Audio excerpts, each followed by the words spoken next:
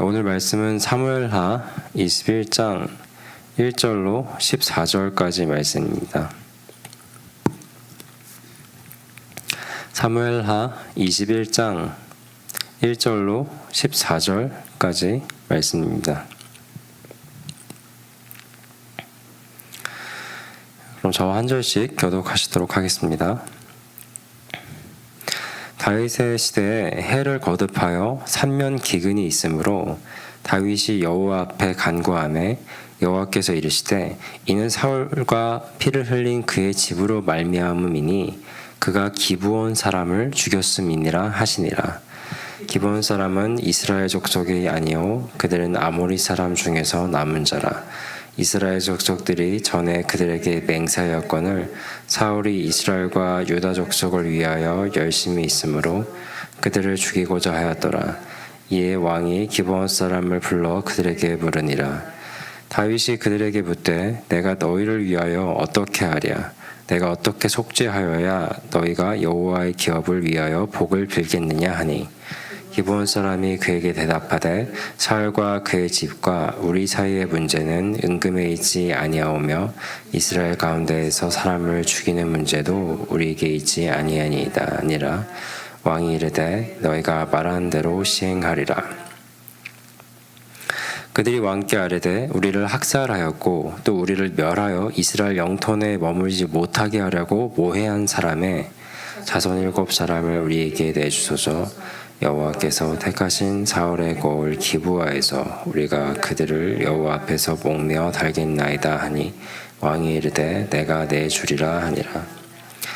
그러나 다윗과 사울의 아들 요나단 사이에 서로 여호와를 두고 맹세한 것이 있으므로 왕이 사울의 손자 요나단의 아들 무비보셋은 아끼고 왕이 이에 아야의 딸 리스바에게서 난 자 곧 사울의 두 아들 알모니와 무비보셋과 사울의 딸 메랍에게서 난 자 곧 몰랏 사람 바르실레의 아들 아드리엘의 5 아들을 붙잡아 그들을 기브온 사람의 손에 넘기니 기브온 사람이 그들을 산 위에서 여호와 앞에 목매어 달매 그들 7사람이 동시에 죽으니 죽은 때는 곡식 빼는 첫날 곧 보리를 베기 시작하는 때더라. 아야의 딸 리스바가 굵은 배를 가져다가 자기를 위하여 바위 위에 펴고 곡식 베기 시작할 때부터 하늘에서 비가 시체에 쏟아지기까지 그 시체에 낮에는 공중의 새가 앉지 못하게 하고 밤에는 들짐승이 범하지 못하게 한지라. 이에 아야의 딸 사울의 첩 리스바가 행한 일이 다윗에게 알려지매 다윗이 가서 사울의 뼈와 그의 아들 요나단의 뼈를 길랏 야베스 사람에게서 가져가니 이는 전에 블레셋 사람들이 사울을 길보아에서 죽여 블레셋 사람들이 벳산 거리에 매다는 것을 그들이 가만히 가져온 것이라. 다윗이 그곳에서 사울의 뼈와 그의 아들 요나단의 뼈를 가지고 올라오매 사람들이 그 달려 죽은 자의 뼈를 거두어다가 사울과 그의 아들 요나단의 뼈와 함께 베냐민 땅 셀라에서 그의 아버지 기스의 묘에 장수하되 모든 왕의 명령을 따라 행하니라. 그 후에야 하나님이 그 땅을 위한 기도를 들으시니라. 아멘.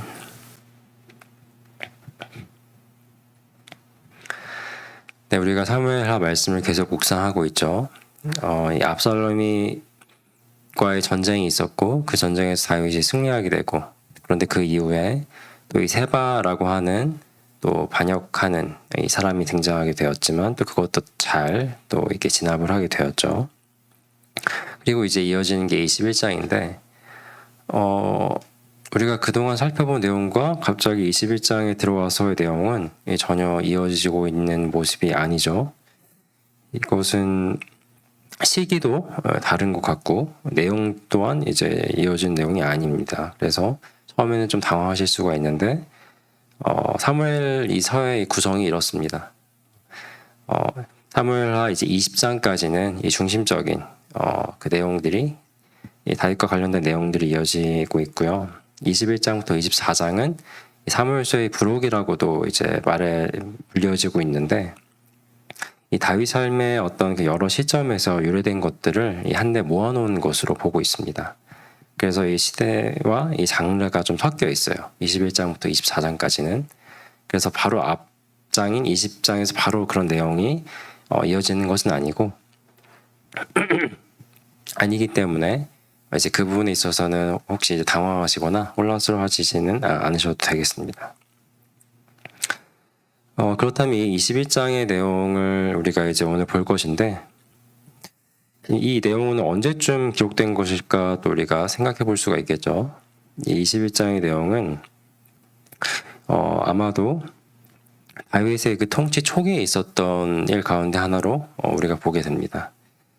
그 이유로는 이 사울의 집이 아직 건재하죠. 이 사울의 자손이 아직 남아있는 것을 볼 때 또 그렇고요. 그리고 사울이 저지른 어떤 만행에 있어서 그가 죽었는데도 불구하고 그 영향력이 아직 남아있는 것을 볼 때 다윗의 이 통치 초기쯤이겠구나라고 우리가 좀 생각해 볼 수 있는 것이죠.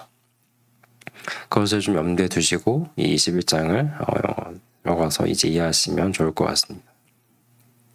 21장이 1절을 보면은 3년의 기근이 있었다라고 이렇게 다 시작하고 있습니다.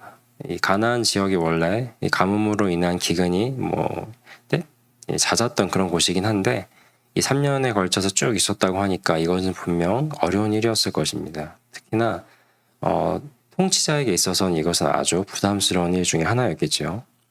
그래서 다윗이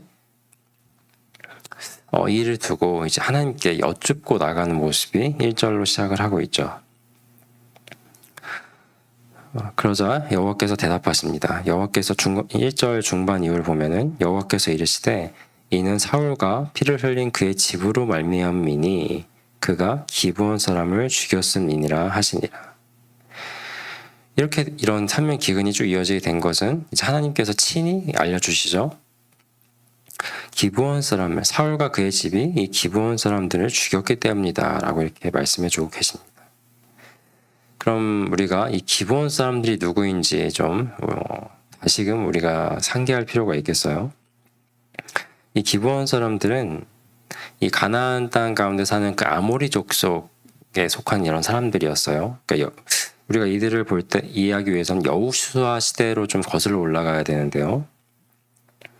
이 여호수아가 그 여리고성과 또 아이성을 함락하고 정말 그 주변을 정복하며 그러니까 이스라엘 입장에서는 아주 거기를 정복하고 땅을 차지하게 되는 이제 그런 역사였겠지만 그 주변 거기에 원래 있었던 이런 가나안 땅에 살았던 이 아모리 사람들 그 일을 겪고 있었던 이 사람들에게 있어서는 아주 두려운 존재들이었죠. 그들이 볼 때는 정말 살기등등한 이제 무서운 그런 어떤 침략 세력으로 보였을 것인데 그때 이 기브온 사람들은 이스라엘과 싸워서 이길 수 없다는 것과 자신들은 정말 이런 죽임을 당하는 것을 면하기 위해서 아주 그 해진 옷을 입고 막 곰팡이 핀 이제 그런 빵이나 음식들을 가지고 와서 자신들은 아주 멀리서부터 온 이방 사람들이다 이러면서 우리 당신들과 언약을 맺고 당신의 종들이 되기를 원한다 이제 이런 식으로 접근을 하죠. 그렇게 여호수아를 속이게 되는데 그렇게 해서 언약을 맺게 되었던 거 기억하실 겁니다. 그죠?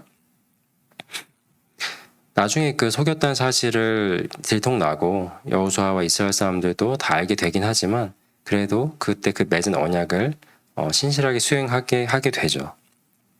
그 모습이 이 기브온 사람들이 이렇게 이스라엘과 언약을 맺었다는 소식을 듣고 주변에 같이 있었던 그 사람들이 너희들 어떻게 그럴 수 있냐 하면서 마치 이제 배신자를 처단하듯이 이 기브온 사람들을 치기 위해서 막 몰려들고 와서 전쟁할 때 여호수아와 이스라엘 사람들이 이 기브온 사람들을 지켜주는 그것을 또한 기억하실 것입니다. 그것이 여호수아 9장 10장에 나온 내용이거든요.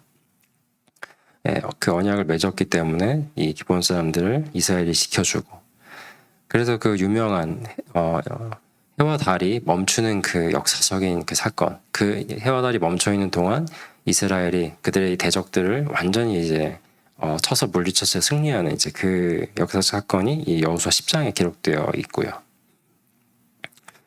그러니까 이 사울은 이제 이러한 역사적 언약과 관계를 무시하고 이 기브온 사람들을 죽이려 했다라는 것을 이제 우리가 이 배경과 이런 것을 통해서 알 수가 있는 것이죠.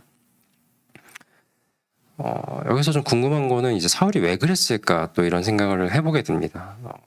사울이 기브온 사람들을 굳이 왜 이렇게 죽이려 했을까 생각을 해보게 되는데 그것에 대한 명확한 이유는 이 사무엘서 가운데 기록되어 있지는 않습니다. 그래서 우리가 알 수는 없지만 이 사울이라는 인물을 또 우리가 다시 돌이켜 생각해 보았을 때 그가 어떤 사람이었냐면 이 노베 제사장들마저도 무참히 살해하게끔 했던 이제 그런 인물이었죠. 우리가 기억했을 때 하나님의 제사장들마저도 그렇게 무참히 살해했었던 인물인 걸 우리가 생각해 보았을 때 기브온 사람들에게 이런 만행을 저지른 것도 어느 정도 이해가 됩니다. 그래서 그 사울이 어떻게 이제 기브온 사람들이 돼 있는지는 우리가 오늘 읽은 이 5절을 통해서 알 수가 있어요. 이것은 기브온 사람들의 증언과도 같죠. 5절에 뭐라고 하냐면 그들이 왕께 아뢰되 우리를 학살하였고 또 우리를 멸하여 이스라엘 영토 내에 머물지 못하게 하려고 모해한 사람이라고 이 사울을 기브온 사람들이 고발하고 있죠.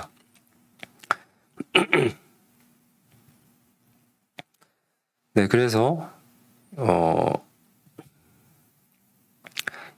다윗이 기브온 사람들에게 내가 너희들에게 어떻게 해야 너희들의 그 마음이 좀 풀어지겠냐 이렇게 물어보게 되고 물어보게 되죠. 그래서 기브온 사람들은 이제 대답하되 기브온 사람들은 이것은 4절에 보면은 기브온 사람이 그에게 대답하되 사울과 그의 집과 우리 사이의 문제는 은금에 있지 아니하오며 이렇게 말을 시작하고 있습니다. 이것은 돈으로 해결될 수 있는 그런 문제가 아니다 이렇게 말을 하고 있는데 이것은 상당히 그 율법에 근거한 그런 말이기도 해요. 왜냐하면 민수기 35장 31절에 보면은 이렇게 말씀하거든요. 고의로 살인죄를 범한 살인자는 생명의 속전을 받지 말고 반드시 죽일 것이며 이런 율법 말씀이 있는데 정말로 이 돈으로 해결할 수 있는 문제가 아니다 이렇게 말하고 있고요. 기브온 사람들이. 그래서 다윗이 그럼 어떻게 해줄까를 이렇게 묻자 그들이 말하죠. 이 사울의 자손들 중에 남은 자들 중에 남자 7명을 우리에게 내어주면 우리가 그 남자 7을 데리고 어디로 가서요? 저기 기브아에 가서 그러니까 이것은 사울의 본 고향이죠. 그러니까 사울의 영향력이 가장 컸을 그런 지역인데 그 기브아에 가서 그들을 다 목매다 죽이겠다라고 이제 얘기를 합니다.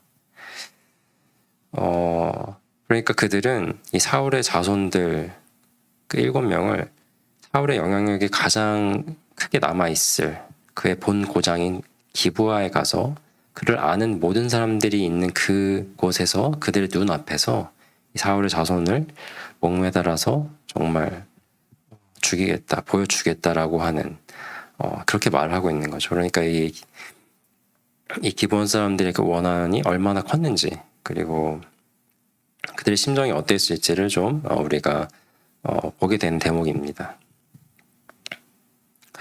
우리가 이 본문을 지금 간략히 보게 되었는데 이 내용들을 통해서 우리가 그럼 얻을 수 있는 그런 교훈은 무엇일까를 좀 생각해 보게 됩니다. 우리는 이 본문 말씀을 통해서 어떠한 교훈을 얻을 수 있을까요? 크게 2가지 정도를 생각해 보게 되는데 먼저는 하나님이 인정하신 언약의 중함이 어떠한지를 우리가 좀 보게 됩니다. 오늘 이 본문 내용을 자세히 들여다보시면요. 그리고 사무엘서 말씀들을 좀 우리가 쭉 보았을 때 이 기브온 사람들이 다윗에게 와서 먼저 자신들의 그 억울함과 슬픔을 호소한 장면은 전혀 없거든요. 이들이 얼마나 이렇게 이 사울의 남은 자손들을 붙잡아다가 기브아에 가서 죽이겠다라고 할 정도의 이런 큰 한이 있었던 것을 볼 때 이들이 충분히 다윗이든 아니면 이제 이스라엘 사람들에게 자신들의 그 억울함과 슬픔을 좀 호소하고 그것을 해결해 주기를 말했을 수도 있을 것 같은데 그랬다는 말은 없어요. 다만 이것이 드러나게 되고 다윗으로 하여금 이 문제를 해결하게끔 주도하신 분이 있었는데 그것은 기브온 사람들이 아니라 하나님이셨다는 것을 우리가 보게 됩니다. 다윗이 묻죠. 여쭙자 하나님께서 명확히 기브온 사람들의 그 일을 열어서 다윗에게끔 알게 해주시거든요. 1절을 통해서. 그래서 이것을 볼 때 하나님은 그들의 그 슬픔과 아픔, 그 눈물들을 보시고 그리고 또 그렇게 보셨던 것은 일찍이 그 맺었던 그 언약을 하나님께서 인정하셨고 그들을 기억하심으로 그들을 돌아보아 주셨구나. 그들의 원한을 하나님께서 직접 갚아주시는구나라는 것을 우리가 보게 되는 것입니다. 그래서 이 장면을 통해서 우리가 하나님은 언약에 신실하신 분이시고 그렇다고 한다면 우리와도 언약 가운데 우리를 주님의 자녀 삼아 주셔서 돌봐주신 하나님이실지인데 우리 또한 우리의 그런 억울함이나 어려움이 있다면 우리를 돌보아 주시고 우리의 원수를 갚아주시고 우리를 지켜주시는 분이시겠구나라는 것을 우리가 생각하게 되는 것이죠. 이게 질문이 조금 이상할 수가 있는데 혹시 원수가 있으십니까, 여러분? 아주 큰 원한을 갖게 된 그런 막 그렇게 많은 분들이 그렇진 않을 것입니다, 그죠? 그런데 그들이 우리에게 혹은 나에게 그렇게 정말 큰 잘못이 있다고 한다면 그것에 때문에 너무 마음 힘들어하시거나 좌절하시거나 낙망하지 않으셨으면 좋겠습니다. 왜냐하면 그들이 정말 하나님 보시기에 잘못되었다고 하신다면 이것은 하나님의 관점을 생각하셔야 돼요. 우리는 때때로 스스로의 어떤 잘못이나 생각에 있어서 제대로 판단하지 못할 때가 분명히 있으니까요. 우리는 연약한 죄성을 가진 인간이니까요. 그러나 정말로 그들이 혹은 누군가가 정말 하나님 보시기에 잘못되었다고 하신다면 그것은 하나님께서 분명히 우리의 억울함을 아시기 때문에 갚아주시고 하나님의 그 뜻 가운데 모든 것이 운행되도록 인도해 주실 것입니다. 그래서 로마서 12장 19절의 말씀을 보면은 내 사랑하는 자들아 너희가 친히 원수를 갚지 말고 하나님의 진노하심에 맡기라. 기록되었을 때 원수 갚는 것이 내게 있으니 내가 갚으리라고 주께서 말씀하시니라. 이렇게 말씀하고 계십니다. 그러니까 이 말씀을 붙드시고 다른 어떤 어려움이나 다른 사람으로 인하여서 너무 마음 어려워하시지 않기를 소망합니다. 그리고 두 번째로 우리가 또 좀 살펴보고자 하는 것은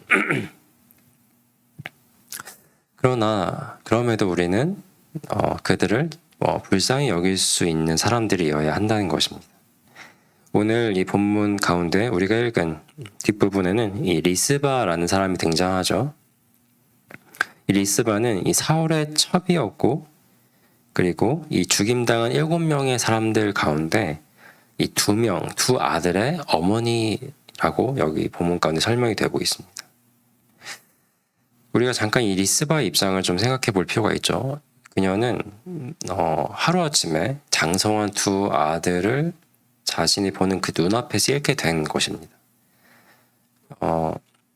기브온 사람들이 그 7명을 데리고 가서 모두가 볼 수 있게 그렇게 목매달았고 그리고 그것을 그대로 두고 이제 했었잖아요. 그러니까 이 리스바는 그것을 다 목격하고 쭉 보게 된 것이고요. 그리고 또 처형된 날부터 그 비가 오기까지 그 시체들을 다 지켰다고 하죠. 낮에는 새들이 그리고 밤에는 들짐승들이 다가오지 못하도록 곡식을 베기 시작하는 날부터 비가 오기까지라고 하는데 이것은 최소 1개월에서 최소 한 달에서 길게는 6개월 혹은 7개월 정도까지의 기간으로 보통 봅니다.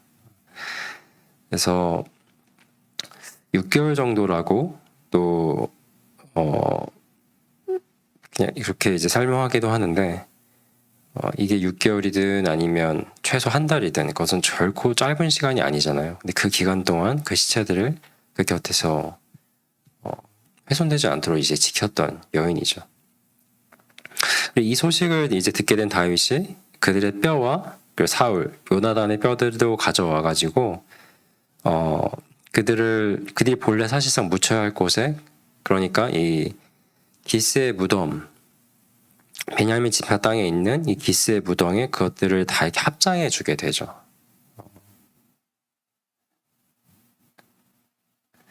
그들이 본래 묻혀야 할 곳으로 그들을 다 지금 잘 이렇게 합장해 준 장례를 장사 지내 준 것이죠. 이것은 그렇죠. 이제 은혜를 베푼 것이죠. 그러니까 그를 이제 불쌍히 여긴 그런 모습으로 우리가 볼 수가 있습니다. 그리고 14절을 보시면 14절 후반부를 보시면 그렇게 이제 행한 뒤에 그 후에야 하나님이 그 땅을 위한 기도를 들으시니라, 이렇게 21장이 14절이 그렇게 마무리가 되고 있죠. 우리가 이 모습을 볼 때 이 하나님이 어떠하신 분인지를 또 생각해 보게 되는 것입니다. 그 친히 원수 갚아주시고 언약이 신실하신 하나님께서 우리를 돌보아 주시는 것 우리가 분명히 알 수 있는데, 그 가운데 하나님은 이 긍휼의 마음 또한 우리에게 보여주고 계세요. 우리가 하나님을 믿고 따르는 자녀들로서, 그리고 실상은 우리가 큰 죄인이지 않습니까? 우리 구주를 죽게 만든, 우리의 죄로 인하여서 우리의 구주를 죽게 만든 우리도 실상은 큰 죄인이고, 하나님 앞에 설 수 없고, 하나님 앞에 서는 즉시 정말 죽어야만 하고 없어져야 될 그런 존재들인데, 그런 우리를 불쌍히 여겨주시고 우리를 건져주신 그런 하나님께서 또한 오늘 이 본문 가운데 우리에게 어떠한 긍휼을 보여주고 계신지를 우리가 보게 되는 것이죠. 죄인된 우리라는 것을 기억할 때 우리에게 참 큰 고통과 아픔을 주는 그런 원수들도 실상은 그 죄인들인 그들도 사실 죄인된 우리와 크게 다를 바 없다는 것을 생각할 그때, 하나님이 우리에게 베풀어 주신 그 은혜를 긍휼을 기억할 그때, 우리 또한 그들을 긍휼히 여길 수 있는 그런 마음을 또한 잊으면 안 된다라는 것을 보게 되는 것입니다. 그러니까 우리도 우리 원수를 사랑할 수 있는 주님의 가르침을 기억하시면서 긍휼히 여길 수 있는 그런 마음 또한 잊지 않으시기를 또한 소망합니다. 자, 이제 이 시간 우리 함께 합심하여서 통성으로 기도하며 나아가길 원합니다. 네, 먼저는 오늘 우리 묵상한 이 본문 말씀을 가지고 정말 그 언약에 신실하신 그 하나님께서 자녀 삼아 주신 우리를 또한 늘 지켜주시고 돌봐주시는 가운데 있구나라는 것을 기억하시면서 그 가운데 우리에게 정말 우리에게 원수와도 같은 우리의 그런 우리를 힘들게 하는 그들에게 우리가 친히 원수 갚지 않아도 될 것은 하나님께서 우리를 돌보시고 친히 원수를 갚아주신다는 것을, 그러므로 우리가 낙망하거나 좌절하지 않고 주님 안에서 믿음 가운데 나아가면 된다는 것을, 그렇게 할 수 있는 자녀 되기를 원한다고, 또 이어서는 그럼에도 불구하고 우리가 하나님께 긍휼을 입은 자녀들로서 그들을 또한 우리가 사랑하고 긍휼히 여길 수 있는 마음 잊지 않게 해달라고 먼저 그렇게 기도해 주시길 원합니다. 이 시간 함께 합심하여 통성으로 기도하겠습니다.